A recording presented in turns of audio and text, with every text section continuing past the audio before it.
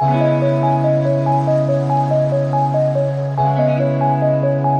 guys, welcome back to my YouTube channel. I am Komal Parekh and today I am going to solve questions from June 2011 paper of CSIR-NET.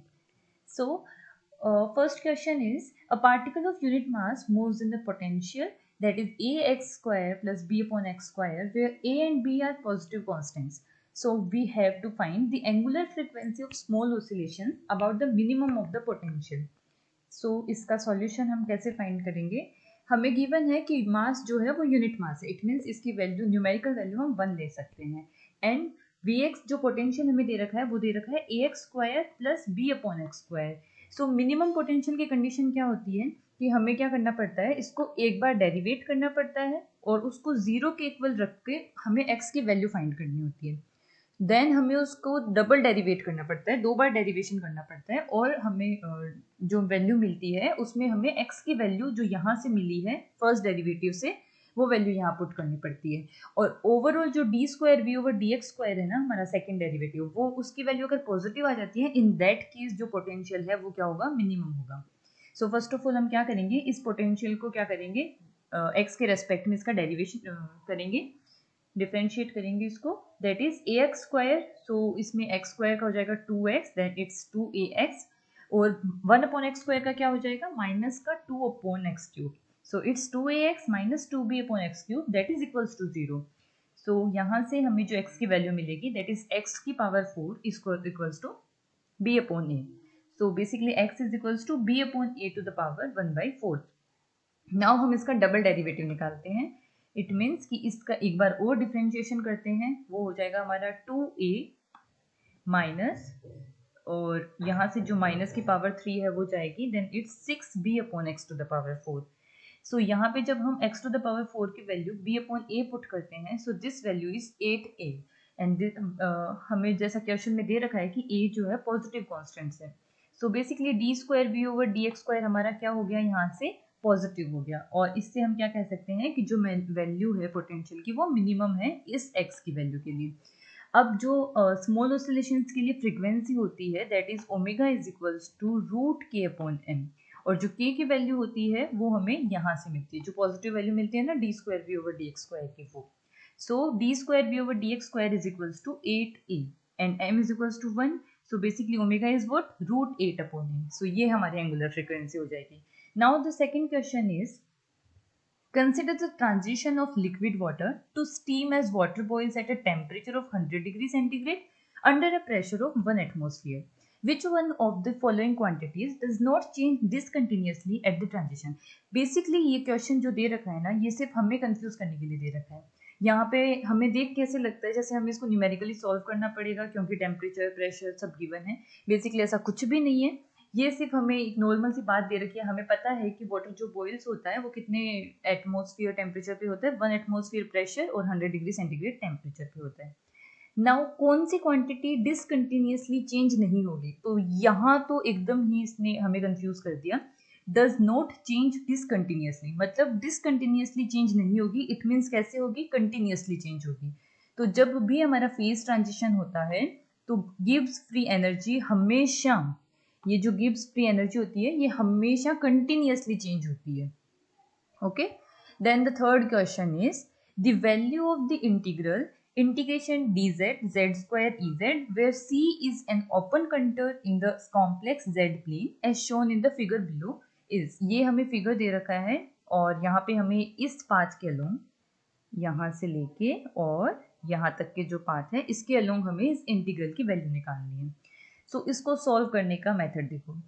Basically हमें कोशी की जो equation है उससे हमें ये पता है कि एक क्लोज कंटूर के लिए जो ये इंटीग्रल होता है ये हमेशा क्या हो जाता है, जीरो हो जाता है. लेकिन हमारा कंटूर जो है वो क्लोज नहीं है. हाँ, और ये भी हमें पता होना चाहिए जो कोशीस जो थ्योरम है वो किस पे लगती है, जो कि हमारे ये फंक्शन क्या होना चाहिए, एनालिटिक होना चाहिए. तो ये एनालिटिक है क्योंकि ये एक एक्सपोनेंशियल फंक्शन है प्लस एक पॉलिनोमियल है. सो ये हमेशा एनालिटिक होता है. सो बेसिकली इस टोटल कंटूर के लिए जो वैल्यू क्या हो जाएगी हमारी, जीरो. और हमें चाहिए इस पाथ के लिए, तो हम क्या करेंगे, इस कंटूर के लिए यानी कि इस क्लोज इस सी के लिए देन प्लस ये वाला पार्ट अलग से ऐड कर देंगे, -1 to +1 वाला। अब देखो यहाँ पे क्या है, y की वैल्यू क्या आ रही है हमारी इस -1 to 1 वाले पार्ट के लिए, y की वैल्यू जो आ रही है वो आ रही है हमारी 0, ओके। और x की वैल्यू हमारी चेंज हो रही है -1 से लेके +1 के लिए। सो बेसिकली हमारा z जो होता है वो क्या होता है, कॉम्प्लेक्स नंबर होता है, that is x plus iota y, और y हमारा 0 हो गया तो z हमारा किसके इक्वल हो जाएगा, x के इक्वल हो जाएगा। तो हम इसको क्या लिखेंगे, z² plus e to the power z dz for our given contour plus -1 to 1 x² to the power e to the power x dx equals to 0। ये बेसिकली मिलके अपना पूरा क्लोज कंटूर बना रहे हैं ना, दिस इज अवर कंटूर जो कि हमें क्वेश्चन में गिवन है। देन ये जो हमारा पाथ है ये हमें इसके लिए फाइंड आउट करना है, ओके। इसके लिए अगर हम इसको, तो बेसिकली ये क्या हो जाएगा, z² e to the power z dx it is equals to minus power, okay sorry, this is e to the power z dz, okay, minus, so ये इधर जाएगा तो माइनस का साइन आ जाएगा, then -1 to 1 x² e to the power x dx। अब इस side left side वाले राइट साइड वाले इंटीग्रल को हम इजीली सॉल्व कर सकते हैं, किससे, आइलेट के फॉर्मूले से। आइलेट का फॉर्मूला जो हमने 12th में पढ़ा है ना, दो जो साथ में अगर फंक्शन दे रखे होते हैं तो उनको हम कौन से फॉर्मूले से सॉल्व करते हैं, आइलेट के फॉर्मूले से। पहले inverse function, then logarithm function, then algebraic function, then trigonometric function and then exponential function.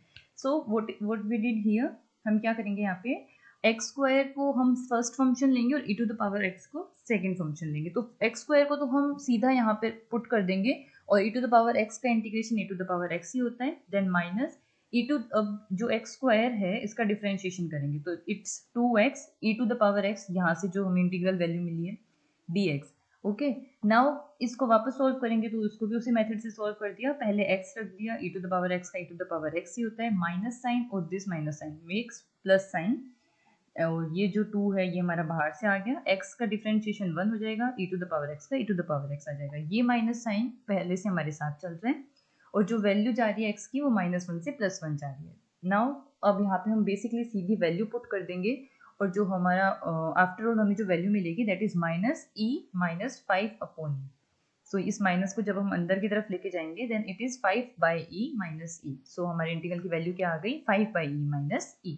Now the next question is which of the following matrices is an element of the group SU2। First of all हमें ये पता होना चाहिए कि SU2 group की properties क्या होती है। सो SU2 ग्रुप की प्रॉपर्टीज ये होती है, जैसे कि इसमें 2 दे रखा है, इट मीन्स कि ये 2x2 की मैट्रिक्स होगी, U मतलब ये यूनिटरी होगी। तो कैसे निकालते हैं हम इसको, इसका बेसिक जो हम ऐसे कह सकते हैं कि बेसिकली ये किस तरह की दिखती है, तो ये इस तरह की दिखेगी। यहाँ अगर कोई alpha number alpha complex number दे रखा है तो यहाँ पे उसका क्या होगा, यहाँ पे उसका स्टार नंबर होगा, इट मीन्स हम कह सकते हैं उसका कॉम्प्लेक्स कॉन्जुगेट नंबर होगा। और अगर यहाँ बीटा कॉम्प्लेक्स नंबर है तो यहाँ क्या हो जाएगा, उसका कॉम्प्लेक्स कॉन्जुगेट का नेगेटिव होगा, और साथ में ये यूनिटरी मैट्रिक्स होगी विद डिटर्मिनेंट 1। ऑल्सो ये जो mode of alpha square plus mode of beta square है ना, ये मिलके वैल्यू हमें 1 देंगे। ये वैसे हमें डिटर्मिनेंट वाले फॉर्मूले से भी पता है कि ये इसकी वैल्यू 1 ही आएगी। सो बेसिकली हमारा फर्स्ट जो ऑप्शन था वो था कि 1/0 1 1 1 0 1 1। सो ये तो देखो हमारा फॉर्मेट में ही नहीं है, अल्फा अल्फा तो सेम हो गए बट बीटा यहाँ 0 है, यहाँ पे अलग वैल्यू दे रहा है, इट मीन्स तो ये तो इस फॉर्मेट में नहीं है। देन जो सेकंड ऑप्शन दे रखा है that is 1 plus iota upon √3 minus 1/√3 1 upon √3 1 minus iota upon √3। तो यहाँ अगर देखें तो ये फॉर्मेट पे सही जा रहा है, ये अल्फा है, ये अल्फा का कॉम्प्लेक्स कॉन्जुगेट है, ये बीटा है और ये माइनस ऑफ बीटा हो जाएगा। यहाँ पे कॉन्जुगेट आना चाहिए था लेकिन ये रियल नंबर है, तो रियल नंबर का कॉन्जुगेट रियल नंबर वो खुद ही नंबर हो जाता है। Then mod of alpha square is what 1/3, तो ये यहाँ से आ जाएगा, और 1 प्लस आयोटा और 1 माइनस आयोटा से क्या मिल जाएगा हमें 2, इन दोनों को मल्टीप्लाई करने से। Then mod of beta square that is 1/3 और it gives us 1। So basically ये सेटिस्फाई कर रहा है अपनी प्रॉपर्टी को। देन जो हमारा थर्ड था ऑप्शन वो था 2 plus iota iota 3 1 plus iota. यहाँ पे भी सेम बात, ये जो है अपना ये अल्फा है तो ये अल्फा नहीं है, ओके, अल्फा का कॉन्जुगेट नहीं है ऐसा कह सकते हैं, तो ये हमारे इस फॉर्मेट को फॉलो नहीं करता है, इसलिए ये भी इसका आंसर नहीं होगा। देन ये हो सकता था अगर यहाँ पे एक नेगेटिव साइन आता, लेकिन यहाँ पे ये भी इसके फॉर्मेट को फॉलो नहीं कर पाएगा, इसलिए ये भी इसका आंसर नहीं होगा। तो बेसिकली हमें आंसर मिल गया अपना सेकंड वाला। Now the next question is, let A vector and B vector be two distinct three-dimensional vectors. Then the component of B vector that is perpendicular to A vector is given by. So basically इसने ऐसे बोला है कि ये एक A vector है और ये एक B vector है. Let's say इनके बीच का एंगल जो है थीटा है. हमें बताना है कि A वेक्टर के परपेंडिकुलर B वेक्टर का कौन सा कंपोनेंट होगा. तो ये तो हमें बेसिकली पता ही है कि बी यहाँ से दिख रहा है कि बी वेक्टर का कौन सा कंपोनेंट ए वेक्टर के परपेंडिकुलर हुआ, B sine theta J cap. Let's say कि जो ए है वो आई कैप डायरेक्शन में है और ये हमारा बी का हो जाएगा. तो फिर इस वजह से ए क्रॉस बी कौन से डायरेक्शन में होगा, आउट ऑफ द पेपर इस डायरेक्शन में आ जाएगा हमारा. तो ये हो जाएगा ए क्रॉस बी क्या होगा, A B sine theta N cap. ये एन कैप जो डायरेक्शन है ये क्या होगी हमारी, आउट ऑफ द पेपर होगी. Then A cross B find out करते हैं. सो बेसिकली देखो, अगर हम ऐसा माने जैसे मैंने यहाँ पे एक एग्जांपल से समझाया भी है, लेट्स से कि ए वेक्टर आई कैप की डायरेक्शन में है, बी वेक्टर जे कैप की डायरेक्शन में है, तो इस वजह से ए क्रॉस बी कौन से डायरेक्शन में हो गया अपना, के कैप की डायरेक्शन में. ठीक है, ये फॉर्मूला हमें पता है ना कि आई क्रॉस जे के होता है, जे क्रॉस के आई होता है और के क्रॉस आई जे होता है. तो यहाँ से क्या हो जाएगा, ए क्रॉस बी हमारा के कैप की डायरेक्शन में हो जाएगा. देन ए क्रॉस बी निकाला है हमने, ए कौन से डायरेक्शन में है आई कैप और ए क्रॉस बी कौन से डायरेक्शन में है हमारा के कैप. तो के कैप क्रॉस आई कैप तो हमारा जे कैप होता है. यहाँ पे क्या हो गया, आई कैप क्रॉस के कैप, तो ये माइनस का जे कैप हो जाएगा. तो इस माइनस साइन को हटाने के लिए हम क्या करेंगे, जब भी हम क्रॉस प्रोडक्ट में आपस में इंटरचेंज करते हैं इनको, डॉट प्रोडक्ट में तो कोई फर्क ही नहीं पड़ता है, तुम ए डॉट बी लिखो या बी डॉट ए लिखो कोई फर्क नहीं पड़ता. लेकिन क्रॉस प्रोडक्ट में क्या होता है, जब ये तुम्हें ए क्रॉस बी दे रखा है ना, तो तुम इसको ऐसे मान सकते हो कि ये माइनस ऑफ ये मतलब माइनस का साइन आके आ जाएगा, minus of B cross A है. इस तरह से हम इसको मान सकते हैं. सो हमने क्या किया, इधर इसको बी क्रॉस ए कर दिया तो इधर भी एक माइनस का साइन आ गया और माइनस जे कैप से एक माइनस का साइन था, तो दोनों माइनस के साइन कैंसिल आउट हो गए. अब हमारे क्वेश्चन पे चलते हैं. क्योंकि हमें कुछ गिवन नहीं है कि कौन से डायरेक्शन में, तो हम अपनी मर्जी से इमेजिन कर सकते हैं. सो यहाँ हमने क्या किया, एन कैप को किसी भी एक आउट ऑफ पेपर के डायरेक्शन में ले लिया. देन ए वेक्टर क्रॉस बी वेक्टर जो है वो क्या हो जाएगा हमारा, ए बी साइन थीटा यहाँ से और ए यहाँ से, so it's a square b sine theta then minus of j cap. ठीक है, okay, minus of j cap आ जाएगा क्योंकि ये एन कैप और ये आई कैप इसके परपेंडिकुलर जो हो जाएगा वो अपना जे कैप हो जाएगा. सो यहाँ से क्या हो जाएगा, a vector cross b vector upon a square से डिवाइड किया, then it's minus b sine theta J cap. हमारा कंपोनेंट तो क्या है, प्लस बी साइन थीटा जे कैप है. सो हम क्या करेंगे, ए क्रॉस बी को बी क्रॉस ए से चेंज कर देंगे. तो ए के परपेंडिकुलर डायरेक्शन में कौन सा कंपोनेंट मिला हमें, a vector cross a vector upon a square. So ये हमारा आंसर होगा यहाँ से फर्स्ट वाला. Now the next question is, the wave function of a particle is given by psi 1 upon root 2 phi 0 plus iota phi 1, where phi 0 and phi 1 the normalized eigenfunctions with energies E0 and E1 corresponding to the ground state and first excited state respectively. The expectation value of the Hamiltonian in the state psi is. So इसको मैं तुम्हें दो method बताती हूँ. First is size, हमें जो wave function दे रखा है वो क्या दे रखा है, 1 upon root 2 phi 0 plus iota phi 1. So हमें पता है कि एक्सपेक्टेशन वैल्यू कैसे निकालते हैं हम, ऐसे ये जो फॉर्मूला होता है हमारा एक्सपेक्टेशन वैल्यू का, अगर हमारा जो वेव फंक्शन हमें दे रखा है वो नॉर्मलाइज्ड वेव फंक्शन है, इन दैट केस ये जो हमारा डिनोमिनेटर है इसकी वैल्यू 1 हो जाती है. सो सबसे पहले हम देखते हैं कि ये नॉर्मलाइज्ड वेव फंक्शन है क्या, तो हम निकालेंगे इसमें साई स्टार साई. ओके, ये जो इधर ब्रा का ऑप्शन है और इधर गेट का ऑप्शन है, तो ब्रा का मतलब होता है जस्ट इस जो हमें वेव फंक्शन दे रखा है इसका कॉन्जुगेट. यहाँ पे क्या हो जाएगा, कॉन्जुगेट से 1 अपॉन रूट 2 फाई 0 माइनस ये जो आयोटा टर्म है इसका कॉन्जुगेट माइनस आयोटा हो जाएगा और this phi 1, then here 1 upon root 2 phi 0 plus iota phi 1. हमें दे रखा है कि ये नॉर्मलाइज्ड है, इट मीन्स फाई 0 सिर्फ फाई 0 के साथ ही ब्रा और कैट ऑप्शन शो करेगा, लाइक 5050. सो यहाँ से ये जो न्यूमेरिकल वैल्यू है ये बाहर आ जाएगी 1 बाई रूट 2 यहाँ से और 1 बाई रूट 2 यहाँ से, it makes 1 by 2. Then 50 and 50 normalize, it means value of this is equals to 1. Okay, here also value of this is 1.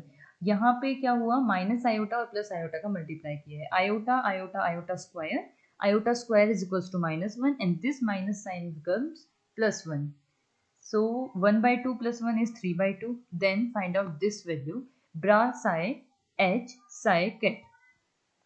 So सबसे पहले हम क्या करेंगे, जो हमारा वेव फंक्शन गिवन है ना उसको हम हमारे उसके ऊपर h अप्लाई करते हैं. बेसिकली h अप्लाई करने से क्या होता है, हमें एनर्जी मिल जाती है.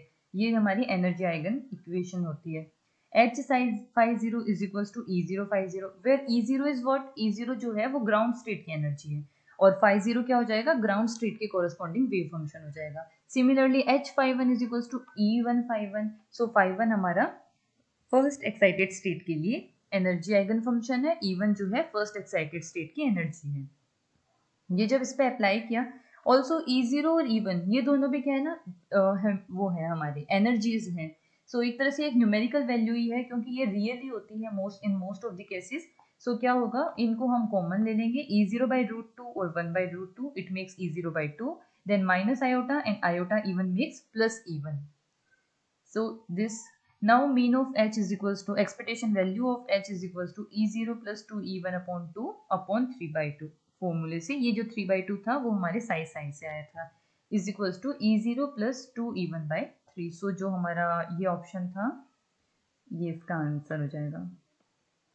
Now the next method is, basically क्या होता है कि अगर आपको कोई वेव फंक्शन गिवन है और आपको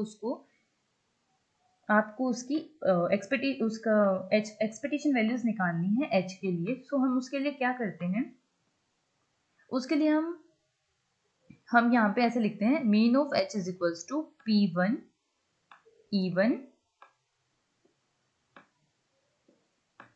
plus P2 E2. Here P1 P2 denotes that these are the probabilities to be a particle in E1 state or E2 state. Okay.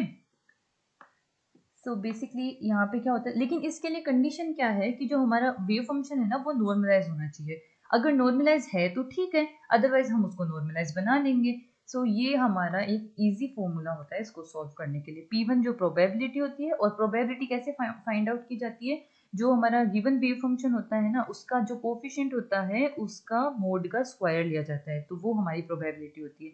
लेकिन उसके लिए जैसा मैंने तुम लोगों को बताया कि उसके लिए हमारा वेव फंक्शन नॉर्मलाइज होना चाहिए, अदरवाइज आप उसको नॉर्मलाइज कर सकते हैं, अदरवाइज ऊपर वाले क्वेश्चन की तरह आप इसमें भी नीचे से डिवाइड करके इसको फाइंड आउट कर सकते हैं इस तरह. Okay. Now the next question is, the acceleration due to gravity on the surface of Earth is approximately 2.6 times that on the surface of Mars. Given that the radius of Mars is about 1/2 of the radius of Earth, the ratio of the escape velocity on Earth to that on Mars is approximately. So इस question को solve करने के लिए हमें given क्या है, that radius of Mars is half of the radius of Earth and gravity on Earth is 2.6 times on gravity of surface of the Mars. So what is the formula of escape velocity? It is √2gr. Okay. Then what we have to find out, velocity of Earth upon velocity of Mars. Here I wrote velocity upon velocity of Mars, escape velocity on Mars upon escape velocity on Earth. So it is √2gm/rm upon √2 GeRe. Okay. So here m represents for Mars and e represents for Earth. So 2 cancel out with 2. Gm, value of Gm is 1 upon 2.6 Ge and Rm is 1 upon 2 Re. Here Ge and Re is cancel out with each other. Then Vm upon Ve is 1 upon 5.2. Then Ve upon Vm is √5.2. And this is nearly equals to 2.28. Then in our solution there is no answer is like 2.28, but there is a nearly solution that is 2.3. So our answer is 2.3. Okay, now the next question is, the electrostatic potential Vxy in free space in a region where the charge density rho is 0 is given by Vxy is equals to 4e to the power 2x plus fx minus e to the 3y square. And it is given that the x component of the electric field Ex and V are 0 at the origin Fx. and the origin. Then what we have to find out? We have to find out fx. So how we can find fx? हमें given क्या है कि रो zero है. It means d square del square v is equals to rho upon epsilon zero, that becomes zero. ये कैसे zero हो जाता है?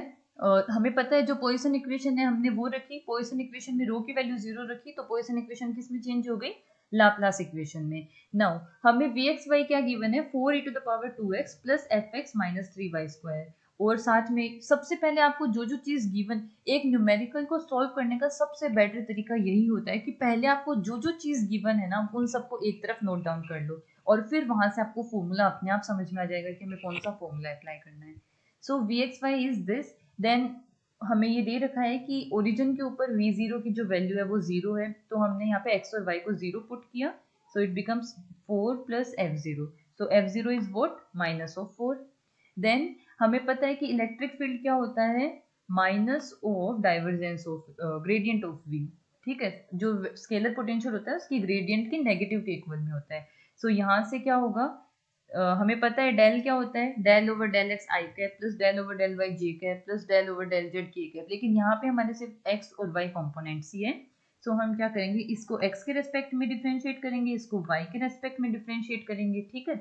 सो ई एक्स जो कॉम्पोनेंट मिला हमें वो क्या मिला? Minus of 8e⁻2x minus F prime x. इसमें भी हमें क्या कहा गया है कि ओरिजिन के ऊपर ये भी जीरो है. सो हमने यहाँ पे एक्स और वाई को जीरो रखा, सॉरी एक्स को जीरो रखा क्योंकि इसमें हमारे पास वाई की कोई टर्म ही नहीं है. सो यहाँ से हमें क्या मिला कि जो एफ प्राइम है zero is equals to minus of 8. Now अब हम क्या करेंगे? लाप्लास इक्वेशन का सॉल्यूशन निकालेंगे. Del square v is equals to zero, और हमें डेल वी क्या मिला था? 8e⁻2x i cap plus f prime x i cap minus 6y j cap. अब हम इसका क्या करेंगे? दो बार डेल, एक बार और डेल अप्लाई करेंगे. सो इस बार ये हमारी वेक्टर क्वांटिटी है और जो डेल था वो भी वेक्टर था, तो वेक्टर वेक्टर का डॉट प्रोडक्ट क्या हो जाएगा? हमारा स्केलर हो जाएगा. सो ये क्या बन जाएगा? इसका एक बार डिफरेंशिएशन कर दो एक्स के रेस्पेक्ट में. वैसे बेसिकली डेल स्क्वायर को हम इस तरह से भी बताते हैं कि del square is equals to del over del x square plus del over del y square, और you can say that it is x i in summation of i. कि हमारे पास जितना डायमेंशन होगा उस हिसाब से हम आई को चेंज कर देंगे.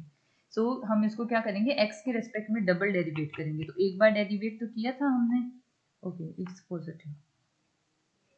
सो यहाँ से क्या होगा? 16e⁻2x plus F double prime X minus 6 that is equals to 0.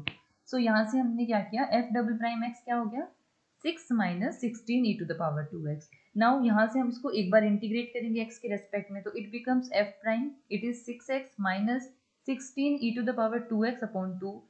Exponential function का जो इंटीग्रेशन और डिफरेंशिएशन दोनों सेम होते हैं, मतलब दोनों क्या होते हैं? वो फंक्शन खुद ही होता है, बस कि जो पावर है ना उसकी, उसका डिफरेंशिएट करके वो हमें नीचे उसमें देना पड़ता है, उसका फिर अलग से करना पड़ता है हमें. देन यहाँ पे एक इंटीग्रेशन कांस्टेंट आ जाएगा. Then F prime X is equals to 6x minus 8e⁻2x plus c1. हमें कंडीशन क्या गिवन थी जहाँ से हमने फॉर्मूले से निकाला था कि F prime zero is equals to what? F prime zero is what? Here 8 minus of 8. तो हम यहाँ पे रखेंगे एफ प्राइम जीरो की वैल्यू 8 माइनस 8 रखेंगे और यहाँ पे x को जीरो कर देंगे, तो c1 हमें क्या मिलेगा? जीरो. देन f प्राइम क्या हो गया? अब यहाँ से c1 की वैल्यू जीरो हो गई, तो 6x माइनस 8e⁻2x. यहाँ से वापस से हम इसको क्या करेंगे? इंटीग्रेट करेंगे x के रेस्पेक्ट में. So it is basically become 6x square by 2 minus 8e⁻2x by 2 plus c2. c2 is another integration constant. So it becomes 3x square minus 4e⁻2x plus c2. अब हमें एक कंडीशन और given थी कि f0 की value जो है वो -4 है. सो यहाँ पे हम x को 0 पुट करेंगे, it become 0, this is -4 plus c2. सो यहाँ से हमें c2 की वैल्यू 0 मिल जाएगी. तो फंक्शन हमें क्या मिल गया? हमारा 3x स्क्वायर माइनस 4e⁻2x. ये हमारा fx होगा. Now the next question is for constant uniform electric field and magnetic fields, that की इलेक्ट्रिक फील्ड और मैग्नेटिक फील्ड दोनों यूनिफॉर्म कांस्टेंट वेक्टर्स हैं, E0 vector and B0 vector. It is possible to choose a gauss such that the scalar potential phi and vector potential A vector are given by phi is. अब इनमें से जो solution होगा वो ए है हमारा। अब देखते हैं कि ये कैसे है। सबसे पहले हमारे पास क्या गिवन है वो देखो, यूनिफॉर्म इलेक्ट्रिक फील्ड और यूनिफॉर्म मैग्नेटिक फील्ड, मतलब ये कांस्टेंट वेक्टर्स है। देन एक लोरेंज गोज कंडीशन है, that is divergence of A vector is equals to minus of mu zero epsilon zero del phi over del T. A vector हमारा vector potential, phi हमारा scalar potential, mu zero और phi zero ये जो हमारा है ना epsilon zero, ये हमारी परमिटिविटी और परमिएबिलिटी किसकी, मीडियम उसकी वैक्यूम की। ओके, और ये हमें टी के रेस्पेक्ट में इसको डिफ्रेंशिएट करना है। नाउ हम देखो, हम फर्स्ट ऑप्शन को कंसिडर करते हैं पहले। हाँ, फाई बराबर जीरो जब हम ले तो हमें क्या मिलना चाहिए, डाइवर्जेंस ऑफ ए की वैल्यू जीरो मिलनी चाहिए इस वाले फॉर्मूले से, क्योंकि अगर ये जीरो है तो ओवरऑल ये डाइवर्जेंस ऑफ ए जीरो मिलना चाहिए हमें। सो हम क्या करते हैं बेसिकली, हमें अगर हमें इस ए वेक्टर को यूज करने से डाइवर्जेंस ऑफ ए वेक्टर की वैल्यू जीरो मिल जाती है, देन हमारा फर्स्ट ऑप्शन सही है। सो हम क्या करेंगे, 1/2 B zero vector cross R vector, A vector हमें ये गिवन है, divergence of A vector find किया तो ये बेसिकली क्या हो जाएगा, 1/2 कॉमन आ जाएगा, then divergence of B zero cross R vector. Basically क्या होता है ना कि हमारे पास एक आइडेंटिटी है कि जब भी हमें डाइवर्जेंस निकालना है, divergence of A vector cross b vector, तो वो किसके इक्वल में होता है हमारा, b vector dot curl of A vector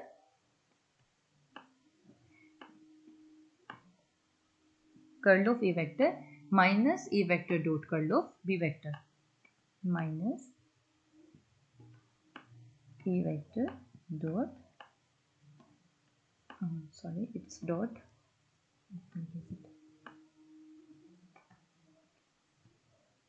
dot curl of b vector. So ये इस आइडेंटिटी का यूज करके हमने इसको क्या लिख दिया, इस आइडेंटिटी को यूज करके हमने क्या किया, आर वेक्टर को बाहर निकाला, then curl of B zero vector minus B zero dot curl of R vector. ये तो हमें पता ही है कि कर्ल ऑफ आर वेक्टर हमेशा जीरो होता है। हमने क्या किया बी, और फिर बी जीरो क्या दे रखा है हमें, एक कांस्टेंट वेक्टर दे रखा है, याद है ना, ये यूनिफॉर्म मैग्नेटिक फील्ड है इसलिए ये कांस्टेंट वेक्टर हो गया। So curl of B zero vector is also equals to zero. So if these both are zero then the divergence of a vector is also zero, it means जो हमारा first option है वो क्या हो गया, सही हो गया। now the next question is, this is the last question, a signal of frequency 10 kilohertz is being digitalized by an AD converter, a possible sampling time which can be used is। सो इस question में क्या दे रखा है, एक AD converter दे रखा है। What is AD converter, it's a converter that converts analog frequencies, analog signals into digital signals. Okay, so basically हमने माना कि किसी एनालॉग सिग्नल की फ्रीक्वेंसी एफ है, यहाँ पे हमें एफ की वैल्यू दे रखी है 10 किलो हर्ट्ज, के मतलब किलो, ओके, और हर्ट्ज इज बेसिकली 1/सेकेंड, 1 हमें पता है ना कि जो फ्रीक्वेंसी का फॉर्मूला होता है वो क्या होता है, 1/टाइम। ओके, नाउ हमें क्या दे रखा है कि सैम्पलिंग टाइम पूछा है, तो इसके लिए आप ये कंडीशन हमेशा याद रखना। बेसिकली इसके ऊपर बहुत सारे क्वेश्चन पूछे जाते हैं। जो सैम्पलिंग फ्रीक्वेंसी होती है ना हमेशा, वो हमेशा क्या होती है, हमारी जो एनालॉग फ्रीक्वेंसी होती है, या कि हम कह सकते हैं जो एनालॉग सिग्नल होता है ना उसकी फ्रीक्वेंसी के डबल से ज़्यादा होती है हमेशा, या उसकी इक्वल होती है। ओके, सो हमने यहाँ पे क्या किया, एफ एस को लिख दिया 1/TS और f को लिख दिया 1/t, और ये 2 हमारा पहले से यहाँ पे था। What is ts, ts is sampling time, and what is t, t is the time period from here this analogue signal frequency. Okay, so जब भी आप लोगों को पता है कि जब 1 में होता है तो ये सिंबल क्या हो जाएगा, अपना चेंज हो जाएगा। अगर हम इसको उल्टा करेंगे, जैसे 1/ts को अगर हम ts लिखेंगे ना, तो जो हमारा साइन है ना ये चेंज होके क्या हो जाएगा, इस तरह का हो जाएगा। सो अब क्या बन गया कि ts is less than equals to t/2। So अब t/2 कैसे निकालेंगे हम, 1/f से। So ts is less than equals to 1/2 multiply by t is 1/f, then 1/10, और जो किलो है ना वो 10⁻³ था, हमने इसको ऊपर शिफ्ट कर दिया, that is 10⁻³ then ts is becomes 0.5 into 10⁻⁻4 second। ts is less than equals to 0.5। अब देखो 10⁻² से मल्टीप्लाई कर दिया और डिवाइड कर दिया। ये बहुत बेसिक सी चीज है ये मैं सिर्फ इसलिए बता रही हूँ क्योंकि मैंने बहुत बार देखा है कि बहुत से लोगों को पावर्स में इतना ज़्यादा कन्फ्यूजन होता है। ये सिर्फ मैं उस सेंस के लिए बता रही हूँ, जब भी आपको पावर में कन्फ्यूजन हो, आपको जो सॉल्यूशन दे रखा है वो माइक्रो सेकेंड के लिए दे रखा है। So micro means 10⁻⁻⁶। ओके, तो हम क्या करेंगे, हमारे सॉल्यूशन की पावर को -6 में कन्वर्ट करना चाहेंगे। -6 में कन्वर्ट करने के लिए हमें यहाँ पे -2 और चाहिए, तो -2 क्या कर देंगे हम यहाँ पे, -2 और +2 दोनों ऐड कर देंगे, क्योंकि हम अलग से तो बाहर से तो कोई चीज़ ला नहीं सकते, जो आपका आंसर है बस वही आंसर है। तो हमने क्या किया, 10⁻2 10⁻⁻2 से मल्टीप्लाई कर दिया। बेसिकली इन दोनों का मतलब 10⁻0 और वी कैन से कि एक न्यूमेरिकल वैल्यू एक हो जाएगी, तो कोई मतलब नहीं निकलेगा इसका। तो अब हम क्या करेंगे, इन दोनों को कंबाइंड करके इसको माइक्रो बना देंगे और इसको आपस में मल्टीप्लाई करके सॉल्व किया तो ये 50 हो गया। सो ये बेसिकली क्या बन गई, इतनी सैम्पलिंग टाइम क्या बन गया, less than is equals to 50 microsecond. So यहाँ पे जो हमारा दे रखा है हमें आंसर, या हमें जो ऑप्शंस दे रखे हैं उनमें से 40 सेकेंड ऐसा है जो कि 50 माइक्रोसेकेंड से कम है। 40 microsecond sorry, 100 microsecond, 60 microsecond, 200 microsecond, ये तीनों ही 50 माइक्रोसेकेंड से ज़्यादा है, इसलिए सिर्फ 40 माइक्रोसेकेंड ही आंसर होगा अपना। Okay, thank you so much for watching my videos.